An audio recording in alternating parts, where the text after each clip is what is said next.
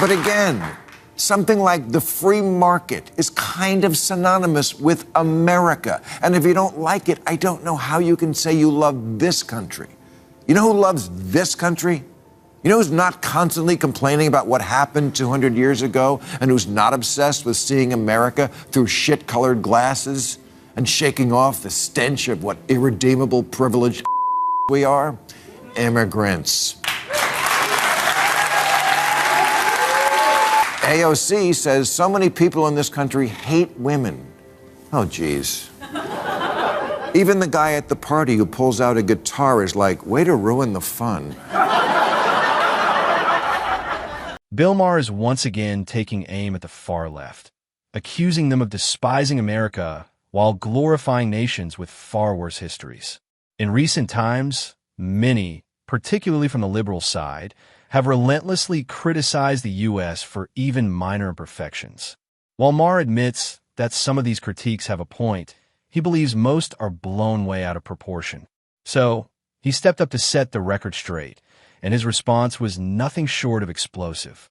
Get ready, this one's going to be intense. Too many liberals give the impression that to them, America's just a big, ugh. The red, white, and ew. A country that started out bad and will always be bad, founded on an unrelenting history of sucking and unable to change. But we have changed a lot. Democrat Cori Bush tweeted, "This land is stolen land and black people still aren't free." And this was on the 4th of July. Really? Not that I give a shit about the 4th of July. I've never been a rah-rah guy. But I am a perspective guy. And that's what too much of the left has lost, perspective. Yeah, it genuinely disheartens me when the left seems unable to see anything good about this country. It's as if they're constantly looking for something to condemn, always digging up some past wrongdoing or injustice to hold against America forever. They claim we live on stolen land, but let's be honest. Nearly every nation in history was formed through conquest or conflict, even the ones the left tends to admire. They argue that black Americans still aren't truly free, yet this is the same country that elected a black president not too long ago. Progress may not be perfect, but it's real and impossible to ignore. That's what makes Maher's point so powerful. America isn't flawless, but it's nowhere near the villains some make it out to be. Instead of constantly tearing it apart, maybe we should recognize that, despite its flaws, this nation remains one of the few still striving to become better. 72% of black people under 30 are optimistic about their future in America. Way more than white people the same age. And as far as the land goes, yes, I guess we could change the name of Captain America to Captain Stolen Land. Trust me, even that wouldn't be enough to satisfy the so-called woke crowd. No matter how many times you apologize or try to make things right, it's never sufficient. And honestly, what do they expect us to do? Just hand back the land and walk away? That's not a solution. It's pure fantasy. This mindset is exactly why so many people are distancing themselves from the far left. Their demands keep becoming more extreme, disconnected from reality, and impossible to fulfill. You can't create a better future by endlessly punishing the present for the mistakes of the past. Instead of bringing people together, this kind of thinking only divides them further. That's not progress. It's self-sabotage. At some point, we need to stop trying to please those who can't be satisfied and start focusing on what truly helps the country move forward. But honestly, to all the people who start every public event now with one of those land acknowledgements where they say, "I'm standing on land that was stolen from the proud indigenous people of the Chumash tribe," I say either give it back or shut.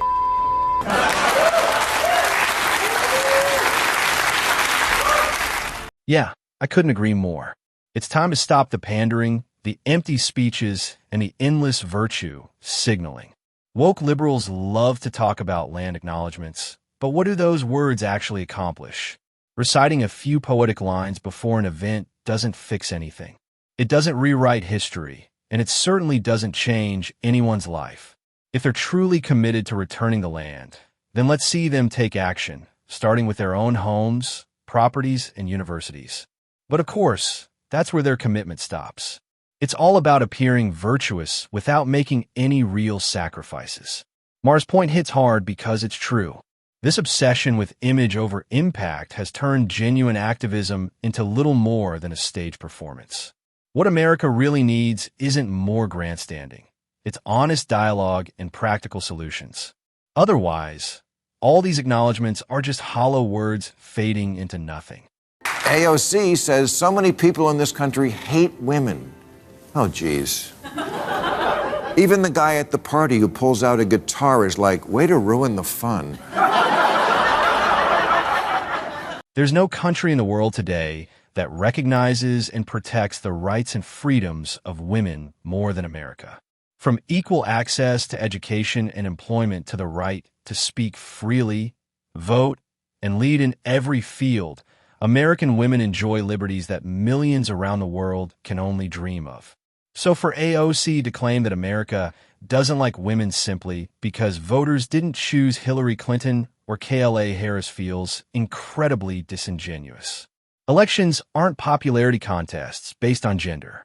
They're about leadership, competence, and vision. Americans shouldn't be guilt-tripped or gaslighted into voting for someone just to tick a diversity box. Kamala Harris, for instance, failed to present a strong enough case for why she deserved that vote. Supporting women's empowerment doesn't mean endorsing every female candidate blindly. It means holding everyone, regardless of gender, to the same high standard of accountability and merit. Congressman Jamal Bowman says capitalism is slavery by another name. No, it's not. It's the thing that has given more people more prosperity and hope than any other system, flawed though it surely is. But that's exactly right. Capitalism, much like democracy, isn't flawless, but it remains the most powerful engine for innovation, progress, and personal freedom. When compared to socialism or communism, the systems that many on the far left seem increasingly drawn to, capitalism has time and again lifted millions out of poverty and rewarded hard work and creativity. To be fair, not every liberal supports socialism, but the number of those leaning that way is growing fast. You can see it in how younger Democrats often talk about redistribution and equity as if they're miracle fixes. Influential figures like Bernie Sanders have helped romanticize socialism, portraying it as kind and fair, even though history tells a very different story. The irony is that these same people enjoy the comfort, opportunity, and freedom of expression that only a capitalist democracy can provide. Yet they're the first to want to tear down the very system that makes all of that possible. But again, something like the free market is kind of synonymous with America. And if you don't like it, I don't know how you can say you love this country. You know who loves this country? You know who's not constantly complaining about what happened 200 years ago and who's not obsessed with seeing America through shit-colored glasses and shaking off the stench of what irredeemable privileged we are? Immigrants. That's exactly it. If America were truly as terrible as some people claim, then why are millions around the world risking everything just to come here? Every day, families sell their homes, drain their savings, and leave behind everything familiar for a shot at the American dream. People spend fortunes in their local currencies just for the chance to set foot on U.S. soil. Why? Because despite its imperfections, America still stands for hope, freedom, opportunity, and the promise of a better life. Even in the countries the left loves to praise as more progressive or humane, citizens are lining up outside U.S. embassies, desperate for visas. That says it all. If America were truly so awful, people would be fleeing from it, not to it. The truth is simple. People don't escape success. They escape oppression. And America, though imperfect, continues to shine as a symbol of freedom in a world that desperately needs it. Ask any of them why they came here, and they will tell you the same thing. Ron DeSantis put me on a plane.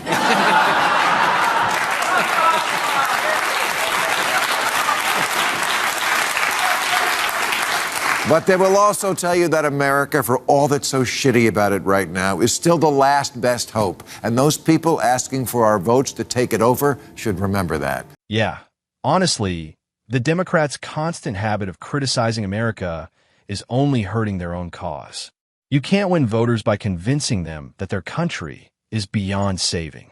If they truly want people's trust and support, they need to start acknowledging and celebrating what's great about this nation. America may not be perfect, but it's still a place defined by opportunity, freedom, and resilience. The GOP understands that well. That's why the Make America Great Again message connects with so many. It inspires pride instead of guilt, hope instead of shame. Instead of tearing the nation down to claim moral superiority, Democrats could learn from that mindset. People want to feel proud of their country again.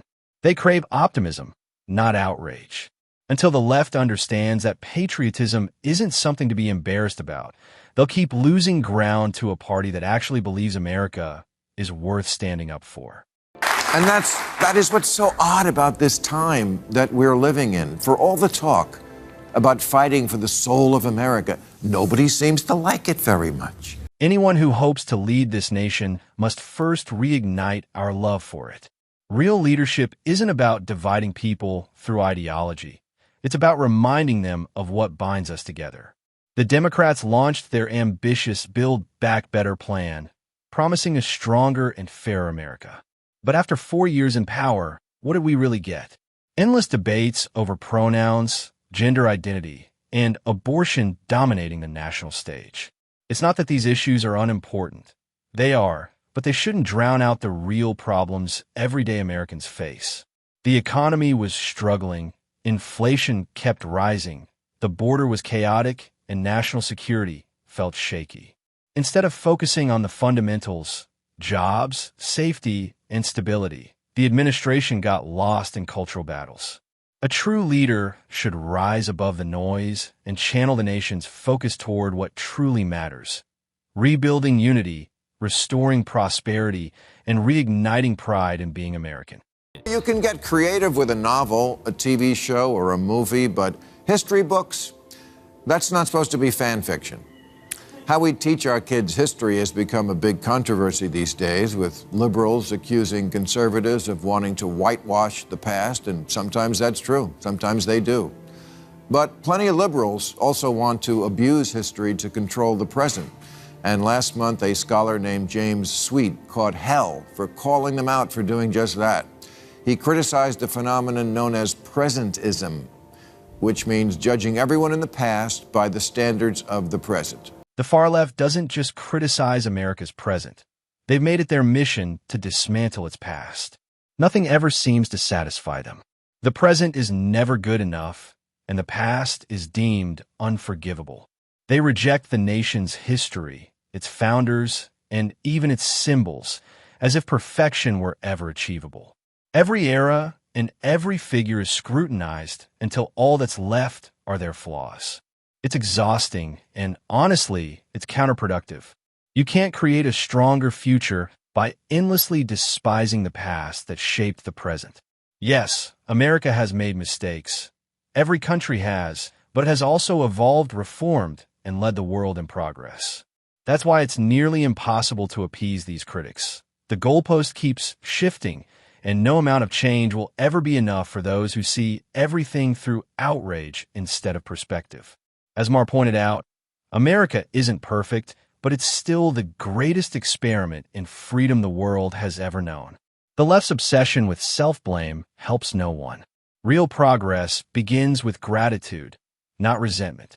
It's time to stop apologizing for America and start believing in it again.